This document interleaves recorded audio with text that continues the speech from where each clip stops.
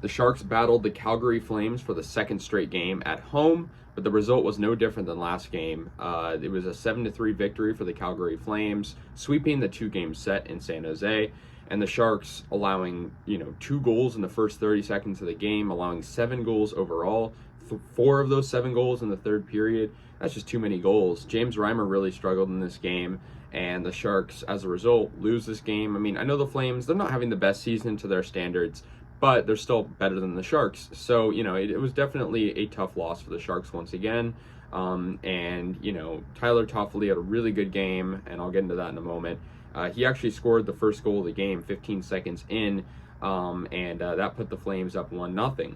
They got their second goal just 15 seconds after that first goal. Dylan Dubé scores, and they go up 2-0. I give the credit to the Sharks. They would come back a little bit, but when you're allowing 7 goals, I mean, yeah, it's not good. So Nico Sturm, who's having a great season, got the Sharks on the board, cut the lead in half, and made it 2-1 with 5 minutes left in the first period. We go to the second period. The Flames extend their lead to 3-1 as Trevor Lewis scores for Calgary, and it was about halfway through the second. But Alexander Barabanov scored for the Sharks with just seconds left in the second period, so it made it 3-2. And then the Sharks would actually tie this game up in the third period. Timo Meier scores with 4 minutes into the third period. So, yeah, there's a lot of game left, and it's 3-3, but unfortunately, Flames would score 4 more.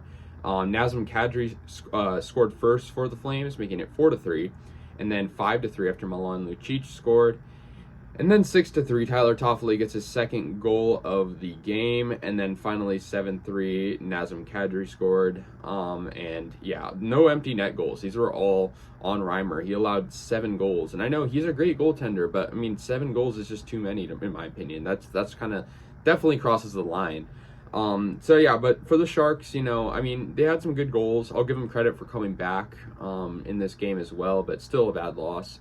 Erik Karlsson gets a point once again, and Scott Harrington got a point, Matt Nieto too. So, good point distribution, but I mean, about an 84% save percentage for James Reimer. Really struggled in this one. I mean, both games against the Flames were really tough for the Sharks. But this one I feel like was worse, just considering they fell apart in the third period. Those 4 goals allowed.